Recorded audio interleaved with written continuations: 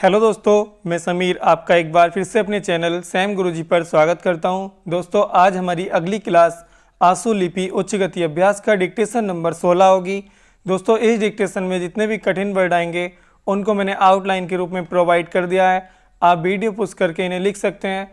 और दोस्तों, डिक्टेशन हमारा 50, 60 और 70 स्पीड से रहेगा और पहला डिक्टेशन 50 शब्द प्रति मिनट स्पीड से रहेगा। दोस्तों, यदि आपने हमारा चैनल सब्सक्राइब नहीं किया है तो चैनल सब्सक्राइब करें। अगर आपको वीडियो पसंद आए तो लाइक करें, शेयर करें, कमेंट करें। दोस्तों, पहला डिक्टेशन 10 सेकंड बाद स्टार्ट होगा।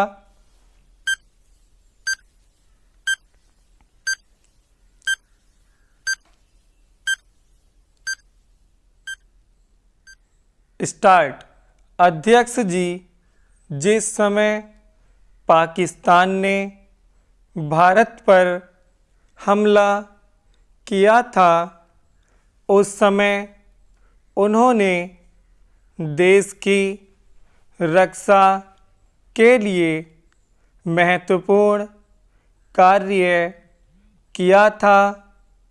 इसके साथ ही मैं मंत्री महोदय को यह भी स्मरण दिलाना चाहता हूँ कि शायद उन्होंने इस पर ध्यान नहीं दिया कि इस बार जो राष्ट्रीय पुरस्कार मिले हैं उनमें रेलवे प्रशासन को केवल 2 ही प्राप्त हुए हैं, जबकि मैं ऐसा मानता हूँ कि हमारी सेना के बाद अगर किसी ने युद्धकाल में सराहनीय कार्य किया है तो वह रेलवे प्रशासन अथवा रेलवे कर्मचारी और अधिकारी हैं। इसलिए उनके मनोबल को बनाए रखने के लिए और उनको प्रोत्साहित करने के लिए रेल मंत्री को इस बात पर भी ध्यान रखना चाहिए और इसका प्रयास करना चाहिए कि जो भी इस तरह के प्रोत्साहन मिले उनमें रेलवे का विशेष ध्यान रखा जाए। चेंज। रेल मंत्री महोदय ने अपने वक्तव्य में भी रेलवे कर्मचारियों की प्रशंसा की है या उनको प्रोत्साहन दिलाया है, लेकिन यह प्रोत्साहन शांति काल में भी बना रहना चाहिए। रेलवे ने युद्धकाल में जो काम किया वह तो देश की रक्षा का महान उद्देश्य था, लेकिन उसके बाद देश के निर्माण में या गरीबी मिटाने के लिए जो युद्ध होता है उसमें भी प्रत्येक रेलवे कर्मचारी का मनोबल उसी तरीके से बना रहे, इसके लिए भी रेल मंत्री महोदय को कुछ कदम उठाने की आवश्यकता है। मैं ऐसा मानता हूँ कि वह किसी भी तरीके से करें, उनका तरीका कुछ भी हो, लेकिन उनको यह करना चाहिए कि जितने भी रेलवे कर्मचारी हैं, जो भी रेलवे को मुनाफा हो उसमें वह साझीदार हों, चाहे आप उनको बोनस के रूप में कुछ दें, चाहे किसी और तरीके से दें, लेकिन हर वर्ग के रेलवे कर्मचारी को मालूम होना चाहिए कि यदि वह देश के निर्माण के संबंध में ठीक तरह से काम करेगा तो उसको पुरस्कार के रूप में या वेतन के अंश के रूप में अपने वेतन के अलावा पैसा मिलेगा। इसी प्रकार इस संबंध में मैं एक और सुझाव देना चाहता हूँ। स्वतंत्रता के बाद रेल प्रशासन भारत सरकार का प्रशासन हो गया, लेकिन यह लोकसभा एक विशेष उद्देश्य को लेकर चुनी गई है। यह उस कार्यक्रम का एक नमूना ही है। गांधी जी ने जीवन के सभी पहलुओं पर प्रकाश डाला था। धन को वे संयम से व्यय करने के हक में थे। विराम। दोस्तों यह डिक्टेशन 50 शब्द प्रति मिनट स्पीड से कंप्लीट हो गया है।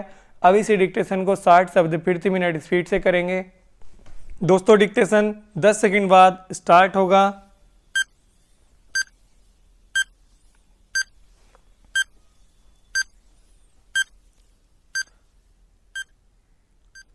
स्टार्ट। अध्यक्ष जी, जिस समय पाकिस्तान ने भारत पर हमला किया था उस समय उन्होंने देश की रक्षा के लिए महत्वपूर्ण कार्य किया था।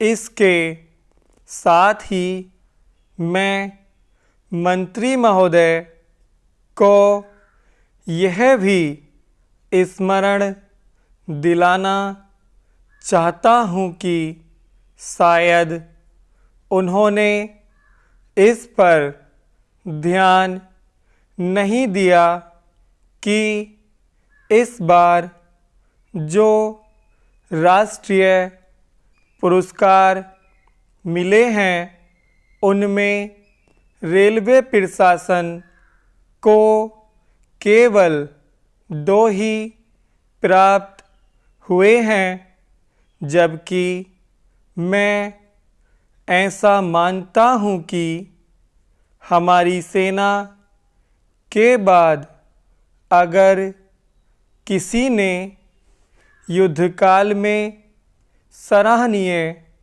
कार्य किया है तो वह रेलवे प्रशासन अथवा रेलवे कर्मचारी और अधिकारी हैं। इसलिए उनके मनोबल को बनाए रखने के लिए और उनको प्रोत्साहित करने के लिए रेल मंत्री को इस बात पर भी ध्यान रखना चाहिए और इसका प्रयास करना चाहिए कि जो भी इस तरह के प्रोत्साहन मिलें उनमें रेलवे का विशेष ध्यान रखा जाए।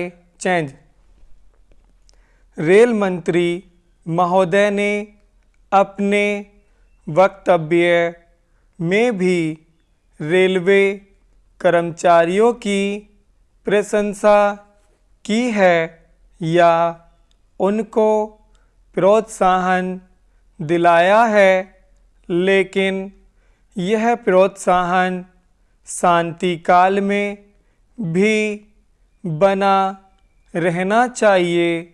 रेलवे ने युद्ध काल में जो काम किया वह तो देश की रक्षा का महान उद्देश्य था, लेकिन उसके बाद देश के निर्माण में या गरीबी मिटाने के लिए जो युद्ध होता है उसमें भी प्रत्येक रेलवे कर्मचारी का मनोबल उसी तरीके से बना रहे, इसके लिए भी रेल मंत्री महोदय को कुछ कदम उठाने की आवश्यकता है।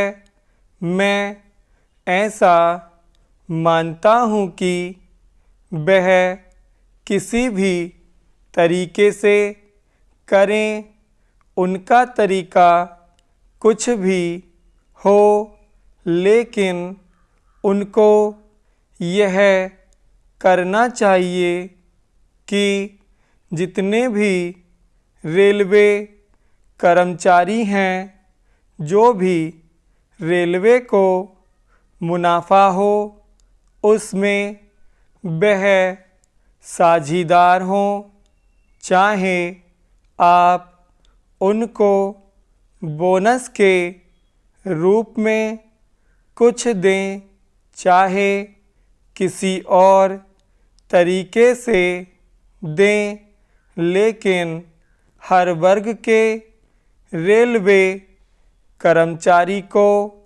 मालूम होना चाहिए कि यदि वह देश के निर्माण के संबंध में ठीक तरह से काम करेगा तो उसको पुरस्कार के रूप में या वेतन के अंश के रूप में अपने वेतन के अलावा पैसा मिलेगा। इसी प्रकार इस संबंध में मैं एक और सुझाव देना चाहता हूँ। स्वतंत्रता के बाद रेल प्रशासन भारत सरकार का प्रशासन हो गया, लेकिन यह लोकसभा एक विशेष उद्देश्य को लेकर चुनी गई है। यह उस कार्यक्रम का एक नमूना ही है। गांधी जी ने जीवन के सभी पहलुओं पर प्रकाश डाला था। धन को संयम से व्यय करने के हक में थे। विराम। दोस्तों यह डिक्टेशन 60 शब्द प्रति मिनट स्पीड से कंप्लीट हो गया है। अब इसी डिक्टेशन को हम 70 शब्द प्रति मिनट स्पीड से करेंगे। दोस्तों डिक्टेशन 10 सेकंड बाद स्टार्ट होगा।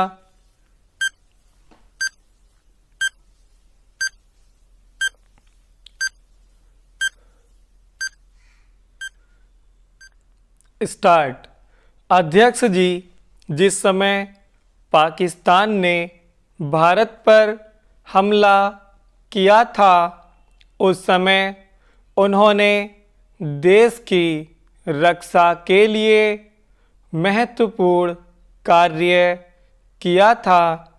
इसके साथ ही मैं मंत्री महोदय को यह भी स्मरण दिलाना चाहता हूँ कि शायद उन्होंने इस पर ध्यान नहीं दिया कि इस बार जो राष्ट्रीय पुरस्कार मिले हैं उनमें रेलवे प्रशासन को केवल 2 ही प्राप्त हुए हैं, जबकि मैं ऐसा मानता हूँ कि हमारी सेना के बाद अगर किसी ने युद्धकाल में सराहनीय कार्य किया है तो वह रेलवे प्रशासन अथवा रेलवे कर्मचारी और अधिकारी हैं। इसलिए उनके मनोबल को बनाए रखने के लिए और उनको प्रोत्साहित करने के लिए रेल मंत्री को इस बात पर भी ध्यान रखना चाहिए और इसका प्रयास करना चाहिए कि जो भी इस तरह के प्रोत्साहन मिले उनमें रेलवे का विशेष ध्यान रखा जाए। चेंज। रेल मंत्री महोदय ने अपने वक्तव्य में भी रेलवे कर्मचारियों की प्रशंसा की है या उनको प्रोत्साहन दिलाया है, लेकिन यह प्रोत्साहन शांति काल में भी बना रहना चाहिए। रेलवे ने युद्ध काल में जो काम किया वह तो देश की रक्षा का महान उद्देश्य था, लेकिन उसके बाद देश के निर्माण में या गरीबी मिटाने के लिए जो युद्ध होता है उसमें भी प्रत्येक रेलवे कर्मचारी का मनोबल उसी तरीके से बना रहे, इसके लिए भी रेल मंत्री महोदय को कुछ कदम उठाने की आवश्यकता है। मैं ऐसा मानता हूँ कि वह किसी भी तरीके से करें, उनका तरीका कुछ भी हो, लेकिन उनको यह करना चाहिए कि जितने भी रेलवे कर्मचारी हैं, जो भी रेलवे को मुनाफा हो उसमें वह साझीदार हो। चाहे आप उनको बोनस के रूप में कुछ दें, चाहे किसी और तरीके से दें, लेकिन हर वर्ग के रेलवे कर्मचारी को मालूम होना चाहिए कि यदि वह देश के निर्माण के संबंध में ठीक तरह से काम करेगा तो उसको पुरस्कार के रूप में या वेतन के अंश के रूप में अपने वेतन के अलावा पैसा मिलेगा। इसी प्रकार इस संबंध में मैं एक और सुझाव देना चाहता हूँ। स्वतंत्रता के बाद रेल प्रशासन भारत सरकार का प्रशासन हो गया, लेकिन यह लोकसभा एक विशेष उद्देश्य को लेकर चुनी गई है। यह उस कार्यक्रम का एक नमूना ही है। गांधी जी ने जीवन के सभी पहलुओं पर प्रकाश डाला था। धन को वे संयम से व्यय करने के हक में थे। विराम। दोस्तों यह डिक्टेशन 70 शब्द प्रति मिनट स्पीड से कंप्लीट हो गया है। दोस्तों हमारे तीनों ही डिक्टेशन 50, 60 और 70 स्पीड से कंप्लीट हो गए हैं। दोस्तों अगर आपको वीडियो पसंद आए तो लाइक करें, शेयर करें, कमेंट करें। और दोस्तों यदि आपने हमारा चैनल सब्सक्राइब नहीं किया है तो चैनल सब्सक्राइब करें। धन्यवाद।